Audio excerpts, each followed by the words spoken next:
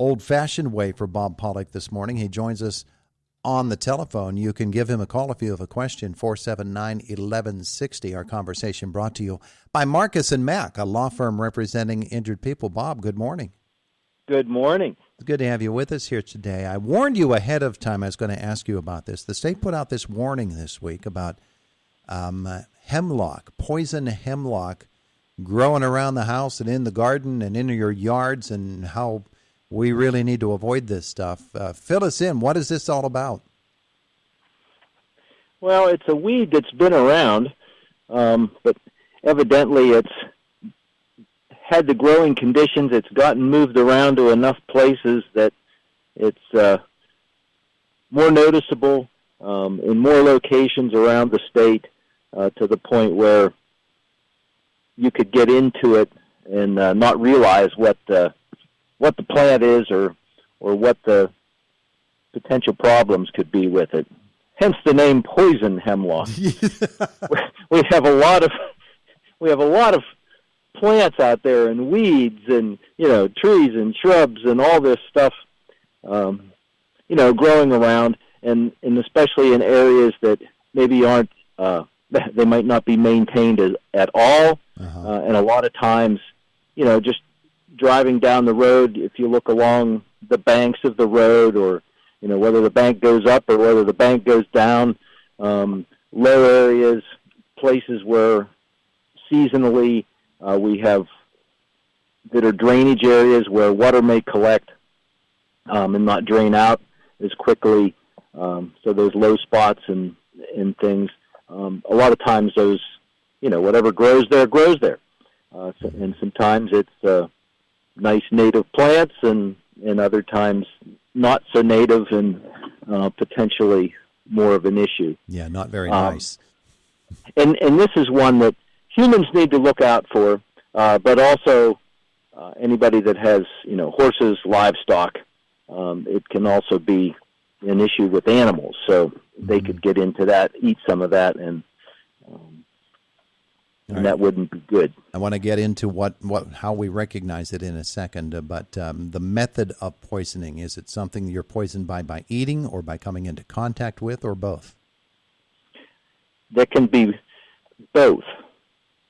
And it was actually a native to Europe and Northern Africa and Western Asia, and it was actually introduced to North America as an ornamental garden plant. Oh, great. Because it does, have some ornamental characteristics to it, and that's why somebody thought, oh, this will be good to introduce.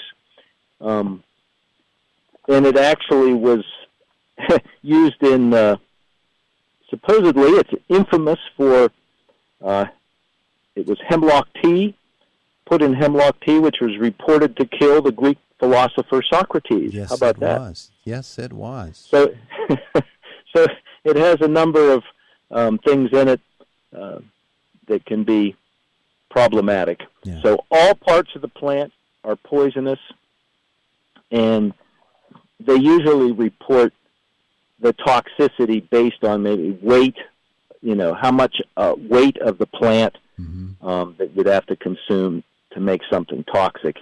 But all right, so how do we recognize it? How do we get rid of it?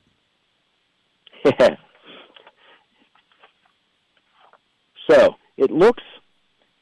the leaves are, the foliage is actually kind of interesting. It's a compound leaf. Probably parsley would be a common thing that, if you know what parsley looks like. Yes. The leaves on this look very similar to that. The plant's a biennial, so it actually will grow just as a plant the first year, and then it'll overwinter and then grow again the second year, and that's when it will then flower and make seeds. So it takes a 2-year cycle for that. So a white tiny flower on top of these yes. Spindly sprigs. Yeah, so you have these stems that come up, and then they'll die back, and then they'll grow again the next year. the foliage. So it's a really fine textured plant. Again, the leaves, foliage, a lot like parsley leaves.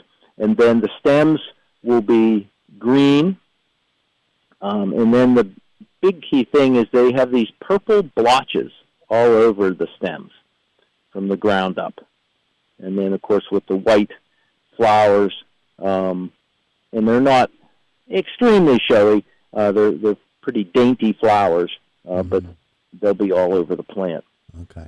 Now, let's get rid of this stuff. What's the method? We certainly don't want to just start grabbing it and ripping it out if it's something that we can be harmed by just by touching.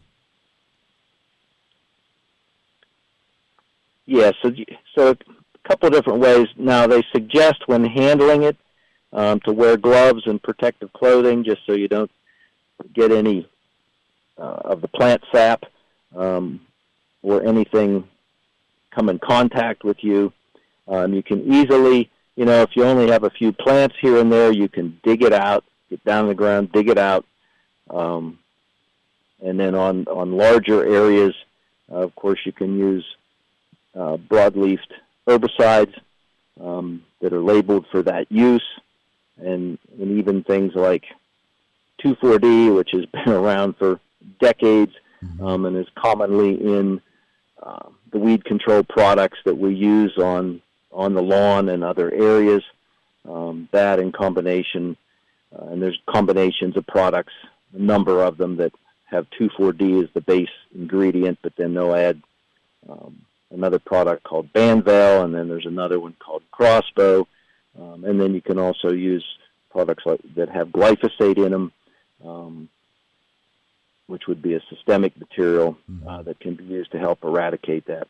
And then, even, again, digging out, but then also cutting off, because trying to prevent it. So that first year it's just growing as a vegetative plant, and snipping it off at the base will work well. And then it may still come back depending on how early in that plant's life cycle. When it's a small young plant, you'll be more successful than if we wait till like September now this year, where it's had a whole season to grow. It's going to have some root system there that'll then still be able to come back next spring.